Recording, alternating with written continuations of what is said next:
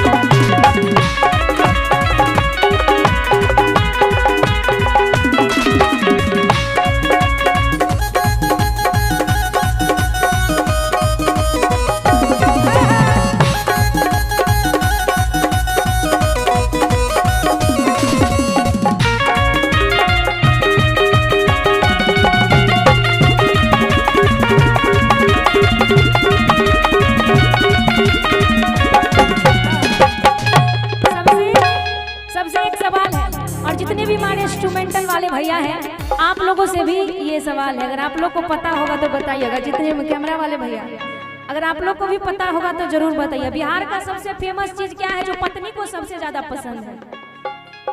बताइए। जितने शादीशुदा हैं वो भी और जो कवारे हैं वो भी। कौन सा चीज है जो पत्नी को सबसे ज्यादा पसंद है और बिहार का सबसे फेमस चीज है? झुमका ना। अच्छा, लगता है कि आप अपनी पत्नी से बहुत प्यार करते हैं, इसलिए आपको पता है। आपको नहीं बताना था ना, इनसे पूछ रहे थे। अब तो क्या हो गया, जरा सुन लेंगे गौर से और याद कर लेंगे कि बिहार का सबसे फेमस चीज ये क्या है? नथिया है ना, जो हर एक पत्नी को सबसे ज्यादा पसंद होता है। कैमरा वाले भैया को भी नहीं पता था ना। बताइए। क्यों पनिया के जहाज से हो पलटनिया बन आई हो पिया, कि पनिया के जहाज से हो पनिया के जहाज से हो पलटनिया बन आई हो पिया, ले ले आइहा, ले ले आइहा पिया नाथिया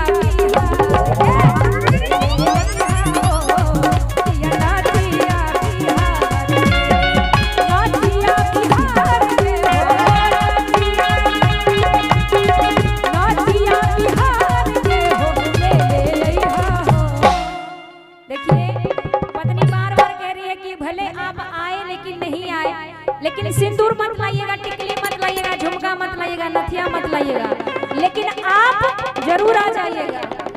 इसलिए कि जब आए होली दिवाले तू ले आई चुनरी लाले,